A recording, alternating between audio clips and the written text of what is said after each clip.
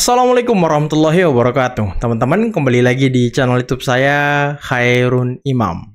Gimana nih kabar kalian? Semoga kita semua selalu diberi kesehatan, kemudahan, dan juga limpahan rezeki dari Yang Maha Kuasa, teman-teman ya. Nah, di video kali ini kita akan melihat cuplikan tayangan di mana hari ini ternyata ada sidang mengenai ijazah Pak Jokowi di Komisi Informasi Pusat yang menghadirkan pihak dari UGM. Tapi yang mengejutkan teman-teman, ketika pihak UGM ini dicecar oleh hakim mengenai berkas perkuliahan Pak Jokowi, nah pihak UGM langsung membuka berkas-berkas perkuliahan Pak Jokowi mulai dari tahun 80 beliau masuk sampai tahun 85 saat Pak Jokowi lulus kuliah. Dan tentu ini membuat pihak dari Roy Suryo CS semakin tersudutkan, semakin tidak bisa membuktikan bahwa ijazah Pak Jokowi palsu, dan semakin dekat dengan penjara, teman-teman. Waduh. Nah, selain itu, ada juga video di mana salah satu anggota Kagama dari Yogyakarta membongkar seperti apa framing jahat dan juga framing sesat yang terus disebarkan oleh Roy Suryo CS mengenai foto di ijazah maupun foto di nikahan Pak Jokowi yang katanya itu adalah foto Dumatno. Nah, nanti kita simak seperti apa penjelasannya ya. Karena nanti kita akan melihat sebuah video di mana Bung Margarito juga ikut menyindir Roy Suryo CS terkait dengan bukti yang dipegang oleh mereka yang hanya berupa fotokopi. Waduh. Dan menurut Bung Margarito itu bukti tidak kuat. Tidak ada nilainya sama sekali. Benarkah demikian? Nah, sebelum kita mulai videonya, jangan lupa like, subscribe, dan share. Dan tanpa perlu berlama-lama lagi, mari kita mulai videonya berikut ini. Kami yakin ya dengan status Pak Jokowi di kami. Ada Bu. Ada ya. Surat tugas pembimbing dan berita acara sidang. Ada, tapi sedang dalam penguasaan Polda Metro Jaya. Betul. Ya kan? Ya. Berarti ada kan? Kemudian SK Yudisium. Ada. Ada ya? Tentunya dalam daftar nilai ya. Surat SK Yudisium, bukti pendaftaran Yudisium bukan nilai dong. SK Yudisium kan yang berhak untuk di Yudisium pada masa itu ya? Mohon izin ya. Ya. Jadi kalau di fakultas pada masa itu memang sistemnya bukan bentuknya SK. Kalau dipersamakan dengan sekarang tentu akan berbeda ya, karena di masa itu memang di Fakultas Kehutanan bentuknya adalah daftar nilai yang dipergunakan untuk yudisium. Memang ada keterangan seperti itu di dalam dokumen itu. Nah, saya mau tanya, karena kami pada sidang berikutnya ingin memeriksa semua informasi yang dikuasai oleh UGM ini, ya kan? Pemeriksaannya akan dilakukan secara tertutup. Tapi ini semuanya ada, saat ini ada nggak dokumennya? Ya, kalau spesifik namanya SK memang bukan SK, tetapi berkaitan dengan yudisium itu ada. Bukan hanya SK Yudisium tadi nih yang saya bacakan semua nih, 1, 2, 3, 4, 5, 6, 7, 8 item. Ada semua ya? Ada ya, nanti kalau di persidangan berikutnya bisa dihadirkan ya? Ya, ada semua. Makanya kemudian kami yakin ya dengan status Pak Jokowi di kami. Ada Bu. Ada ya? Ada. Nah, ini SOP memang nggak pernah ada ya? Oke, kalau SOP ya, SOP dalam artian prosedural yang kita mengenai saat ini itu memang tidak ada pada zaman itu. Jadi pada saat itu ya proses aturannya itu dalam bentuk buku panduan. Oke. Sejauh yang saya tahu sih, kan saya baru kali ini dari saya pernah mau nih. Sejauh yang saya tahu itu kalau nggak salah tuh orang-orang ini kan menganalisa foto-foto kopian itu. Betul. Gitu ya. Ya. Itu yang saya tahu. Sehingga kalau cuma itu betul yang dianalisis, memang agak bermasalah itu. Agak bermasalah. Sempat saya pikir ya, begini, ya sudah saya bilang kayak Mas Kosim bilang lah, Mas Roy sama Mbak Tifa, Dokter Tifa gitu, umroh lah dulu. Berdoa yang banyak. Ya, umroh lah dulu. Karena ini masih panjang nih. Kan masih panjang. Tegang gitu kali ya. Kosimudin. Kita umroh dulu Pak Roy. Umroh lah dulu ya, Jangan sholat tegang. di Masjidil Haram kan. Berdoa yang banyak. Langsung salaman loh. Umroh sana. Itu artinya ini ada yakin ini Pak Dumatno. Iya. Itu softwarenya adalah photo comparison. Dua foto itu diklaim adalah foto Dumatno oleh Roy Suryo. Nah, itu foto yang ditampilkan Roy Suryo tadi ya, sudah agak jelas. Berarti kan foto yang pakai jas abu-abu ya. Nanti akan coba saya perbandingkan ya. Akan saya perbandingkan di mana itu juga foto yang berjas abu-abu pakai kacamata tadi juga ada dalam buku milik Jokowi sebelum dia jadi presiden, yaitu buku tentang kehidupan Jokowi, khususnya tentang pertunangan Jokowi. Di situ nanti ada, coba akan saya tampilkan ya. Dua foto ini diklaim Roy Suryo sebagai foto Dumatno Budi Utomo di acara Rakyat Bersuara yang dipandu Aiman di iNews TV. Perhatikan foto yang sebelah kanan yang pakai jas. Ini adalah cropping foto Joko Widodo sewaktu pertunangannya dengan Iriana. Bandingkan dengan yang tadi. Ini adalah foto utuhnya Joko Widodo dan Iriana yang sedang bertunangan. Ini adalah foto-foto lain peristiwa pertunangan Joko Widodo dengan Iriana yang ada dalam buku Joko Widodo sebelum dia menjadi presiden. Foto yang ditampilkan Roy Suryo di acara iNews TV Rakyat Bersuara itu diklaim sebagai foto Dumatno, padahal itu adalah foto Jokowi juga. Yang sebelah kanan tadi ya, yang pakai jas abu-abu. Itu foto Jokowi. Roy Suryo ya. Dicomot dari peristiwa Jokowi waktu bertunangan dengan Iriana. Lalu dipresentasikan oleh mereka diklaim sebagai foto Dumatno demi menggenapkan tuduhan bahwa foto di ijazah Jokowi adalah foto Dumatno Budi Utomo. Begitulah cara mereka menskenariokan. Memanipulasi. Pemeriksaan Ya kan? hari ini harus menjadi momentum penting, Apa terutama bagi lagi? penyidik. Harus beri kesempatan seluas-luasnya kepada tersangka yang dipanggil untuk kita adu bukti. Karena penyidik menyatakan Jadi bahwa pengadilan mereka lah. sudah punya ratusan bukti, ratusan saksi, puluhan ahli. Sementara dari Mas Roy, Pak Rismo, Tegang dan kali bukti Bang Dr. Pel nih. Diva, masing-masing juga bawa bukti hari ini. Kita adu secara terbuka di dalam ruang pemeriksaan. Supaya ini tidak menjadi teka-teki. Karena selama ini polisi hanya fokus kepada bukti-bukti yang dimiliki oleh pelapor yaitu Jokowi. Sementara bukti-bukti yang menjadi kekuatan utama para tersangka ya Mas Roy, Pak Rismo, Dr. Diva Di sama sekali pengadilan belum disentuh oleh penyidik. aja. Di pengadilan Jadi aja. kami minta polisi harus memberikan prioritas kepada 3 orang ini untuk kita adu bukti di dalam. Saya kira Masalahnya ya, bukti-bukti yang dimiliki Roy Suryo CS ini ya, itu yang selalu didengungkan oleh mereka ketika tampil di TV, ketika tampil di podcast.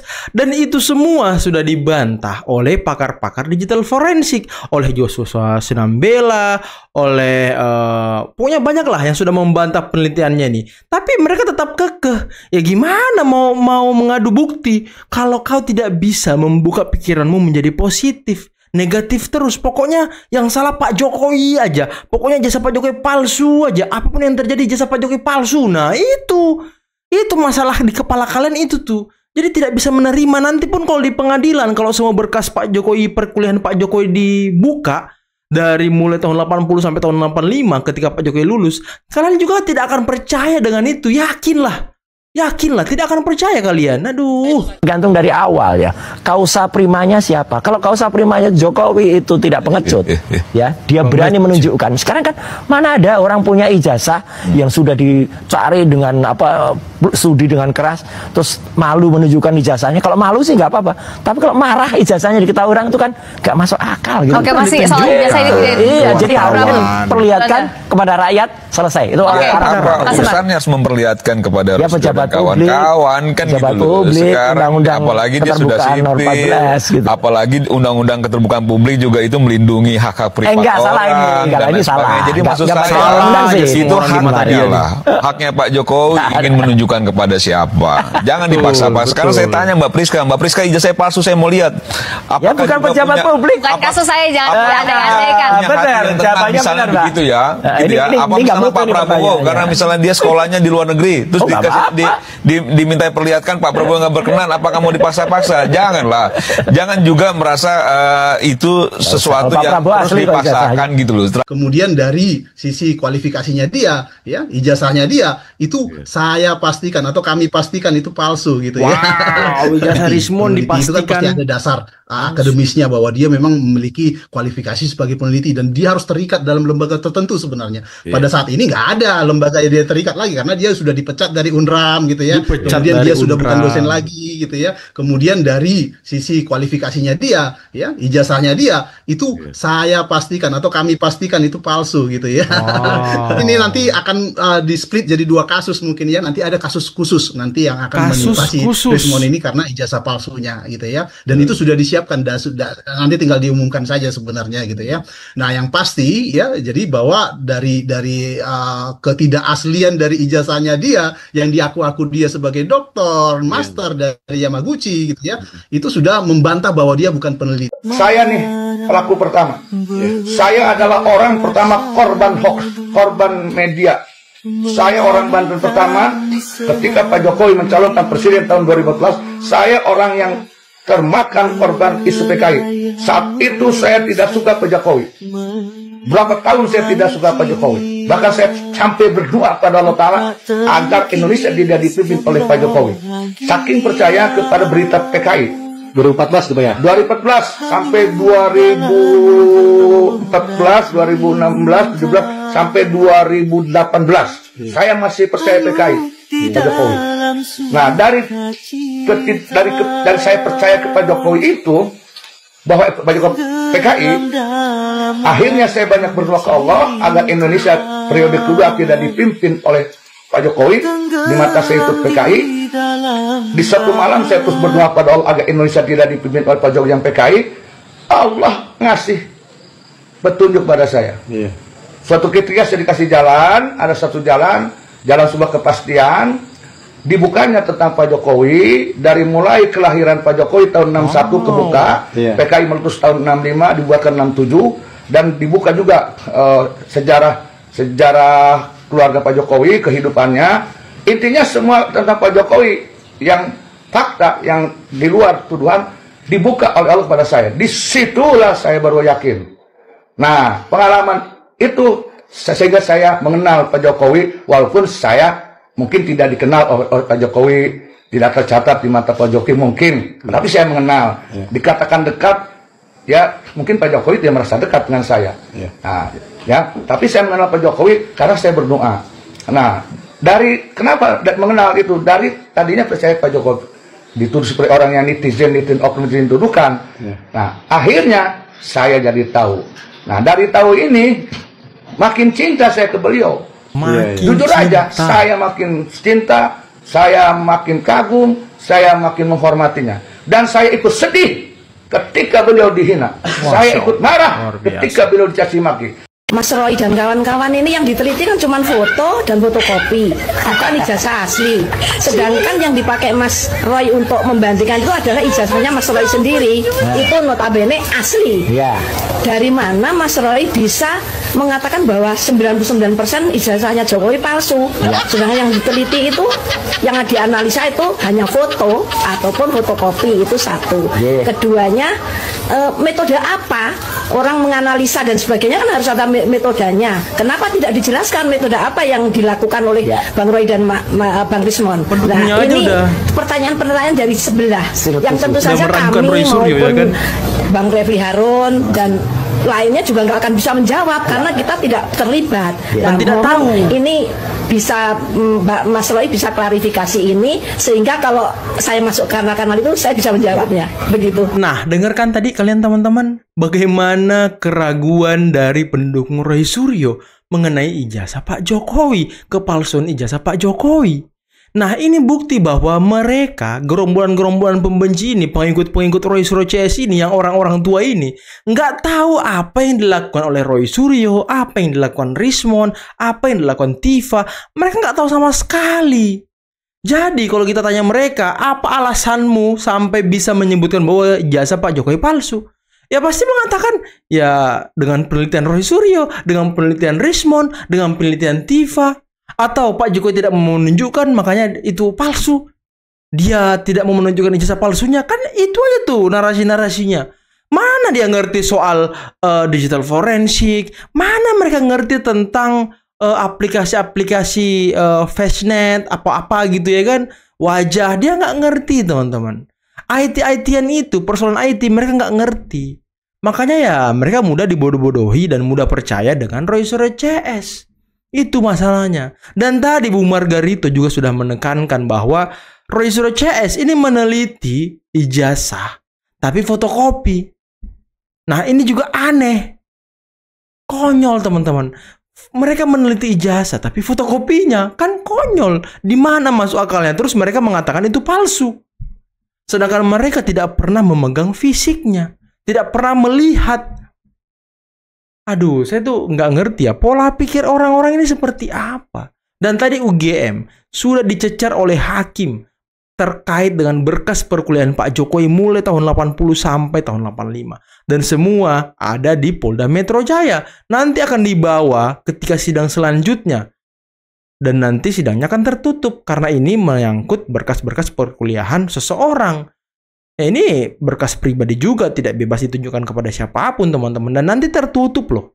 Nanti dibuka oleh UGM. Ini kan luar biasa. Sudah banyak kesaksian-kesaksian. UGM sudah menyatakan asli loh. Dan Pak Jokowi berhak memegang ijazahnya karena lulus dari UGM. Tapi orang-orang ini masih aja ribut, masih aja berisik. Entah motivasinya apa gitu. Heran saya melihat orang-orang ini. Tapi gimana menurut kalian teman-teman mengenai kasus ijazah ini? Kalau saya sih ya buru-buru aja masuk naik pengadilan. Pembuktiannya di sana. Tadi kuasa hukum Roy Suryo salah satunya mengatakan bahwa ya kasih kesempatan Roy Suryo di pengadilan aja nanti.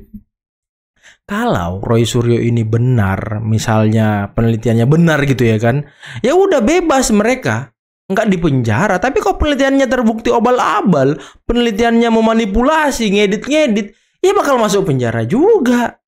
Ini aduh udahlah. Dan tadi Joshua Sinambela sudah mengungkapkan bahwa nanti Rismond ada kasus khusus mengenai ijazah S2 dan S3 Jepangnya. Itu bakal dilaporkan juga tuh kayaknya tuh sama para pendukung Pak Jokowi. Kita nantikan saja. Semoga orang-orang ini cepat masuk bui teman-teman. Oke, mungkin cukup sekian dulu video kali ini. Jangan lupa like, subscribe, dan share videonya. Akhir kata, billahi taufiq wal hidayah. Assalamualaikum warahmatullahi wabarakatuh. Bye-bye.